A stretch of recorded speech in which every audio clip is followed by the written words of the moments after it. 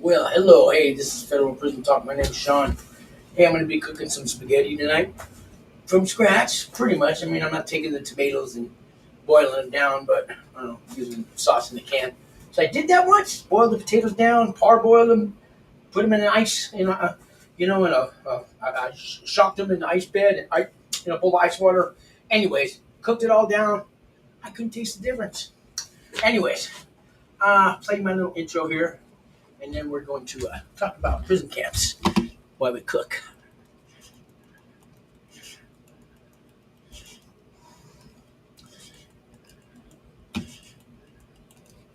Walking down this rocky road, wondering where my life is leading, rolling on to the better end. Finding out along the way what it takes to keep the living. You should know how it feels, my friend. Ooh. Alrighty then. Just take this off. Alright, hey. I'm back. So, hey guys, I'm making spaghetti. You know, they make that in prison too. You'd be surprised when they come up. They actually have a hamburger in a pouch that you can buy in prison off commissary. So, guys, I only went to a prison camp. I don't have any tattoos. I don't plan on getting it. Nothing against people who have tattoos, just not my thing, man. Um, and prison camp, guys, it's kind of like going to high school, maybe a rough high school. Uh, We're talking to 3 or 4 guys this last couple weeks, and a woman who just went in too. Did a show with her about 3 4 weeks ago, and I got to send her email back from Court Links. But you get indicted, right? Now pretrial is it's before the trial. Pretrial is a period that normally, because it didn't cover. I'm going to tell you the whole federal judicial system blows my mind. Because I was always taught you have a right to face your accuser, you have a right to have a jury of your peers, and you're innocent until proven guilty. And hearsay and anything a reasonable doubt is not enough to convict you. All wrong in the feds, guys. They have a grand jury that you never meet. I think it's 18 people on it. And I think they're on the payroll. And maybe there's a whole bunch of them, but they just get called in. And this grand jury that you'll never meet meets in secret with the prosecutor and the DA and all the agents and everybody that's against you. And they all meet in a secret place, and they decide on a reasonable doubt, on a hunch, on hearsay, because I waved to my neighbor who deals drugs. I didn't even know the guy. I just waved to him. He was out there one day, right? And they were doing a raid on his house to see me wave. They thought it was a signal. Next thing you know, I'm involved in a conspiracy. That's how hearsay, reasonable doubt, hunch. Everything I was taught is wrong. So they indict you, and then they'll tell you. Sometimes you get a target letter first before they indict you. Sometimes you get a warning. I got my house raided. A year later, they indicted me. I guess that's a heads up warning. And they're watching you this whole time. And they're but all they need is this some officer undercover, some James Comey guy to win 86 and 47 on seashells.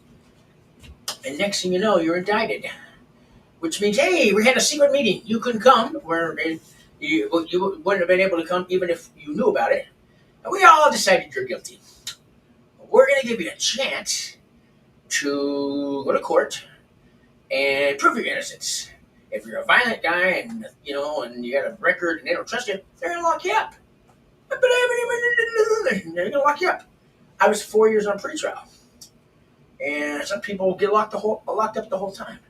I was out on a $50,000 bond. I didn't have to put up the money. They tell me if you don't show up for court, we'll get that 50,000 if it takes the rest of your life. We'll attach and garnish every penny that you that we can find. So they asked my family to sign, and they said, "Hell no, we're done with him. He's been in rehab, jails, and now it's prison. Oh, we don't want nothing to do with him." So they still gave it to me. No ego prison. I wasn't a flight risk. But here's the thing: 4 years. Imagine the guy, so I'm on the outside. I get to go to work. They made me do a drug program called Newbridge in Berkeley for a year. Then I stayed in Silver House for another 3 years, wondering if year by year by year, am I ever going to get sentenced? Am I going to go to prison? I know I am, right? But people don't believe you. You know, the last couple guys I've been talking to, 2 years, 3 years. Hell, this guy 7 years still on pretrial. 7 years still on pretrial. Mark, how you doing, Mark? If you're listening, and Mark's lawyer said he'd come on the show. Mark can't talk about his case, but 7 years on pretrial, and then you still got the prison sentence. Then you got it's usually 3 years federal probation. For me, it was raided my house. A year later, indictment, 4 years pretrial, 52-month sentence, 4 years, 4 months. Got a year off with RDAP and some extra time for thank you Trump. Then 3 years of federal probation, but it was 11 years of my life. Always under somebody's radar, you know. Always under somebody's radar. So, anyways, you're watching this show. Has that happened to you guys? You're just searching the web. You're looking for stuff on. Your lawyer says you're going to a camp. You don't know that for sure. They have custody level points and they have sentencing guideline points. My sentencing guideline points are 24. If you tell on yourself, they take a couple off. It's called accountability. Basically, you snitch on yourself. If they put you in a big room. They try to get you to tell on other people. They tried to get me, and they all pissed off. Well, Dave always said when he picked her up that you were here. Who? Dave, your buddy with the truck? They're trying to get me. See, I don't know any. I'm here to talk about me. They shut up. They all went out of the room. Pulled my lawyer out. He comes back. Actually, it was she. And I went through 3 lawyers because of conflicts of interest. I had 9 co-defendants. She comes back and goes, "What are you doing?" I go, "They're trying to get me to talk about other people. You're talking about me. You said that's all I got to do. You're trying to be sneaky. I ain't snitching." Half of them snitched on me, but that's regardless. Anyways, so I finally signed the paper. I tell on myself. They already know it. I'm not telling them anything they don't know. They're looking for hidden money, I guess. So here I am on a free trial. I've been out of prison 6 years. I got out. When did I get out? You should know this date.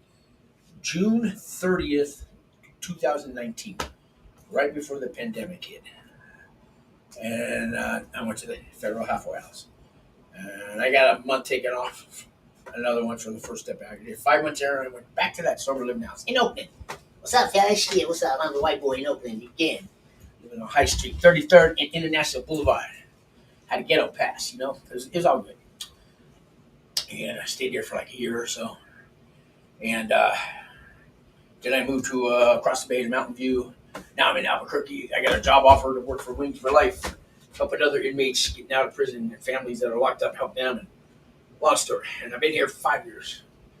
And I got off. So if I got out in 2019, 3 years later, it would be 2022. It's 2025.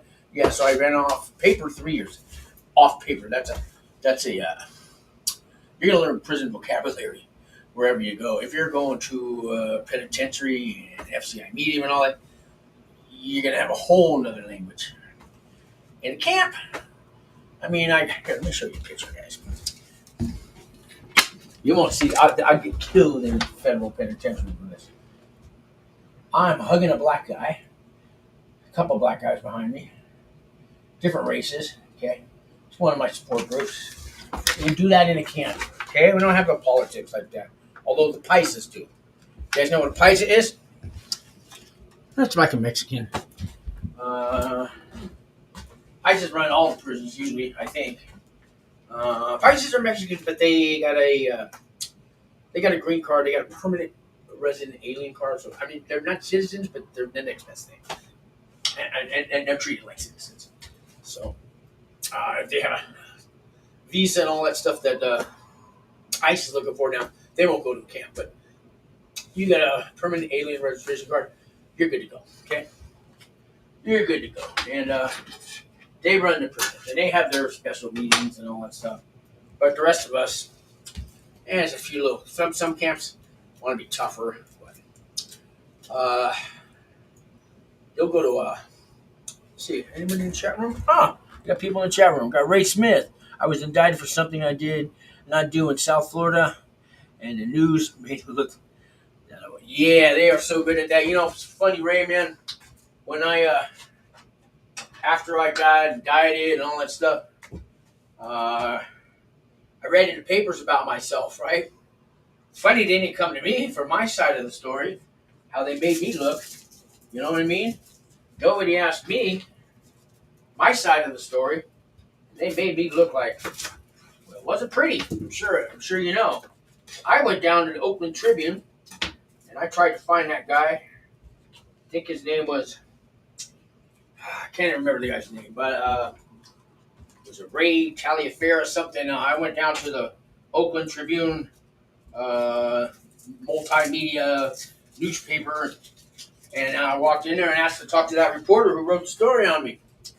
They wouldn't let me talk to him. I had called a few times before, so I guess they knew who I was. All I wanted to do was talk to him and tell him my side of the story. And they almost called the cops on me and everything. What kind of journalism is that, man? What kind of journalism is that? You know, I don't know where he got his side, the other side of the story. I would have talked to just the prosecutor. How come I couldn't be interviewed and tell my side of the story? And they made me out to look so bad. Let's see here. Yeah, I'm walking back and forth. See, I wanted to make spaghetti, guys. And I wanted to do a show and always have an excuse. So I just said, you know what? Let's do it both. So I got my own place today. I'm in Albuquerque. You know, it's a little small. It's a 2-story, 1-bedroom, guys. It's $829 a month. And I came here to make it $13.50 an hour. You know, got a few raises and stuff, but nothing big. You can make it in outside of San Francisco. I'll tell you that. But Albuquerque, it's a work. Man, it's a work in progress. They got their crime out here. I'll tell you. But if you're out on pretrial, like Ray, you're probably going to a camp. You might be going to a low facility. And I'm going to tell you the difference between the two. A low, so 4 levels, guys. 1, 2, 3, 4. Unless you count the Supermax. That's level 5. There's only one of those. Level 1, no fence. Camp, no fence. Come and go as you want. Level 2, they got a fence. It's non-violent, so to speak, people. You have 10 years or less to go to camp, 15 years or less to go to a low. But I'll tell you, they don't let anybody with guns used in the crime. You could have the guns on you, but if they're fired and stuff like that, you can't go to camp. And if you are a child molester, you can't go to camp. Guess where they send them all? The Chesters, the Chomos, whatever you want to call them, to the lows. Some lows, I heard 75% of them are that, and they got their own cars. And if you guys don't know what a car is, it's another prison vocabulary, like a race car. But this race car might only have black people in it. Might only have Mexicans in it. Might only have, they call them others, but in the feds, there's so many others that, like where I was at, the Samoans had their own group. The Tongans had their own group. It's anywhere else, they maybe call them Polynesian, Pacific Islanders or something. Usually they call them others. In the feds, you're going to have Korean, Vietnamese, Laos, Burma, Thailand, Singapore. They're all going to have their own. They're not others we represent. And higher up you go, like it is. Camps, again, I can sit at a black table if I want. I might get some shit for it from 3 people, but I have to be invited. They do sit at their own tables during chow hop. But no, there's a little section in the middle you sit. They all mingle. So it's just not like that in the camp. There's going to be some bullies there, but they're not the kind of bullies that are going to, they could extort you for money. I had a bully try something on me, man. What was his name? Turtle.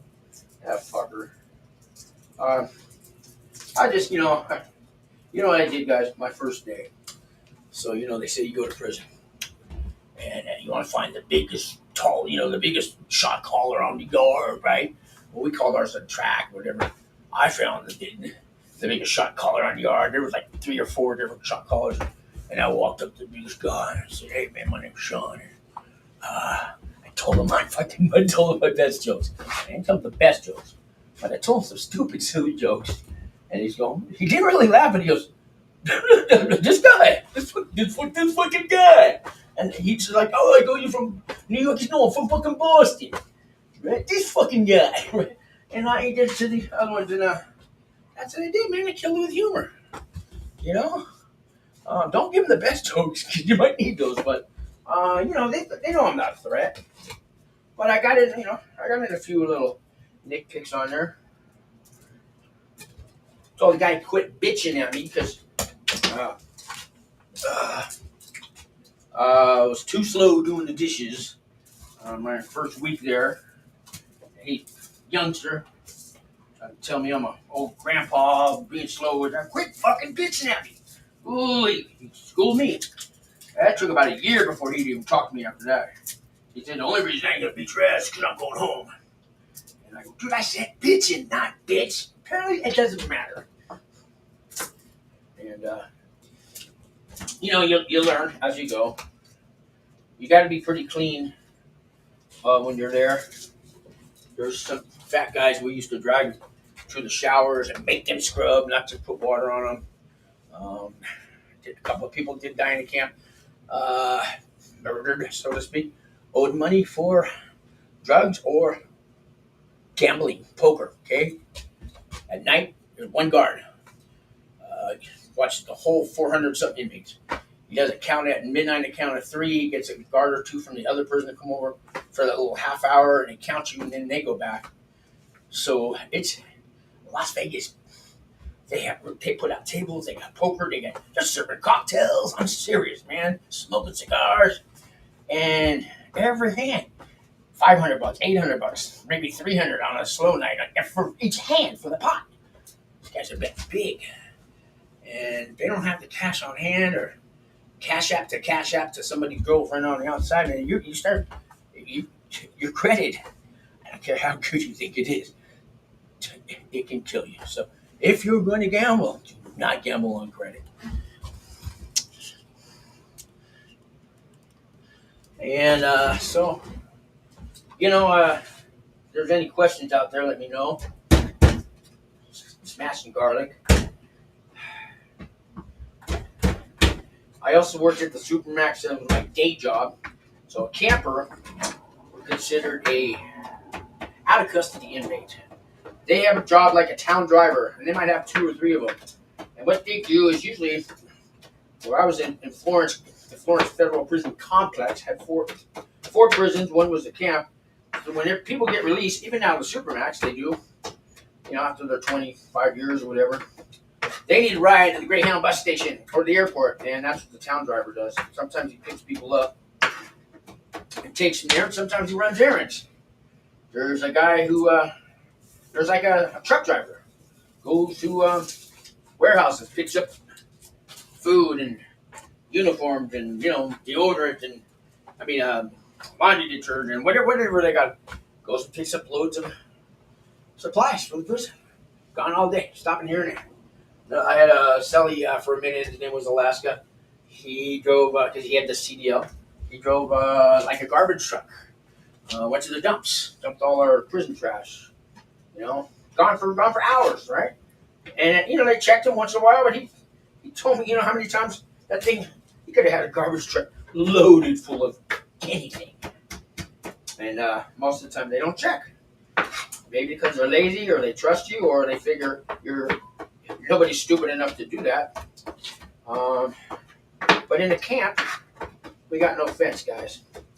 So you don't need the guards you don't need to manipulate them and tell them, you don't bring in a carton of cigarettes by Tuesday when the wife gets off work from 7-Eleven at 10 o'clock at night next Tuesday like she does. And we know she catches the 16A bus home. Well, she ain't catching that bus home. She ain't going home unless you bring that carton of cigarettes in her. That don't happen at a camp. Hell, we just walk down the side of the road, pick up what you ordered from your girlfriend, right? Um, and the guards know, and what they know is they're going home at the end of the night, and they're not going to get hurt. They're not. They don't have to worry about safety. Although a fight can break out here and there, but you touch a guard. There was one incident. They got a panic button on them, and there was a guard. Some guy put his hands on the guard, and he didn't really do it, but I guess he said, "Oh, okay, man." But the guy told him no for something like he couldn't have a basketball or something. He's like, "All right," barely touched him. Hit the panic button. All these came out of the woodwork like cockroaches, man. I never seen so many prisoners. I mean, nurses and doctors, everybody's trained for that. They all on the ground. They got to get us on the ground. They keep you down there for like 5 hours, and it's you're locked down. All your privileges are taken away. That's an everyday occurrence in a penitentiary, guys. But in a camp, it's it happens. They'll do shakedowns. They'll shake down. They'll go through your room, your cubicle, your dorm, whatever, and just tear everything apart. Look for stuff. See, it's easy to get stuff into camp.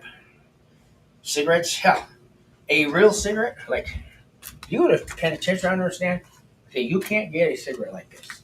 I mean, somebody will get it in and they'll take it, get the tobacco out, and make 4 of them, and call it a rollie and sell each rollie for $20. In a camp, this is $2 or $3. Sometimes it was so plentiful, about a whole pack for $20. But normally a pack's about $60 for a pack. Unheard of. And in our camp, if you got caught smoking, usually they have you pull weeds. Extra duty. They could be jerks if they want to. But usually they're not. Sometimes they just had us clean the bathroom. That's the only bad thing I did. Well, New Year's Eve, me and Vegas, guy named Vegas, we ordered a bottle of Hennessy and a bottle of Jack Daniels, and it was $150 for each bottle. One for Christmas Eve and one for New Year's. That was like one of our first year, but special occasion. Everybody, I can't say everybody did. So, but I never did no drugs in there. No. What's legal on the outside, a few drinks and some cigarettes. I mean, I could do that now. I'm off probation if I want, but maybe it's no fun now. But if you're out on free trial, you're probably going to camp. And hoping maybe some more people come on here. Let me do some cooking. I do got a few people watching me. Let me get my spaghetti going, guys.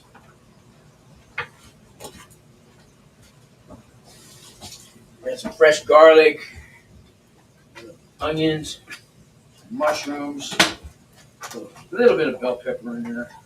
I'm going to make some meatballs too from scratch.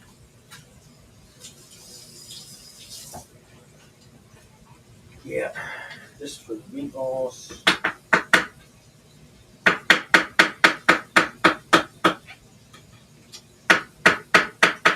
The one thing I missed, even though I worked in the kitchen, we could get, and the culinary school, they let us order anything we want. One thing they would never get us was real butter. Real butter. I missed it. They have margarine all day long. But real butter, man. One of the first things I did was I probably had 5 pieces of toast with butter, melted butter, man.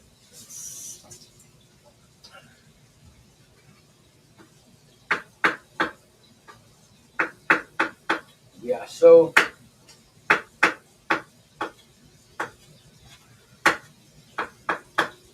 it wasn't so bad in the prison camp, guys. Not so bad at all. You'll get through it, and you do 10 years or less. And the average person there is doing 4 or 5 years. Now with the first step back and all that, you'll probably do half time. If you take RDAP, for sure you will. And RDAP, to get into RDAP, anybody can get in there. The judge will recommend it. Anybody can go, but you want the time off. And you need something on paper showing that you had a problem with alcohol or drugs before you did the crime. Because if you can't prove that on paper, or some like 2 DUIs in 5 years or something, you got to have you got to be evaluated by either a drug counselor, a probation officer. You can find one how to do it. They got to have the forms. You could do a doctor, a therapist, a treatment provider, or a social worker. You guys, well, I got the certificates in. Let's see here. I haven't put this new one up yet. Yeah, I am a certified clinician now in the state of New Mexico. What I am is New Mexico Credential Board for Behavioral Health Professional, Certified Peer Support Worker. I'm also substance abuse and mental health clinician. Went and got these little certificates and stuff after prison. So now I can write you a letter, get you an RDAP, and I have the form. I'm doing it for $250, guys. Call them Justin Pepperdi. I'm charging 10 grand. And if there are the cheapest I heard are maybe $2,500. $250, guys. I got it for like 9 people. They all got in, no problem. Because I'm not trying to do this for the money. It cost me more than postage and stuff. So yeah, my door. Might have some company. Anyways, yeah, so give me a call for that, guys, if you want. But any help you want, just call me. I'm always glad to answer the phone if I can. I'll call you back. And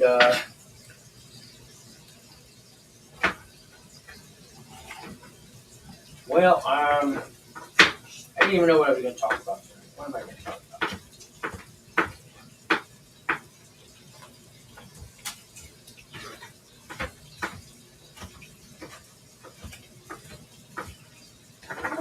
Let's see. So in a camp,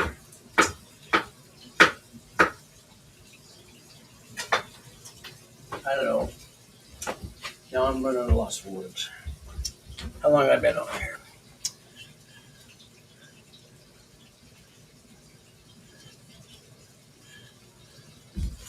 Well, I'm coming. I got somebody in my girl. This girl. Anyways, I may come back on later. I'm with my door. I got company, guys.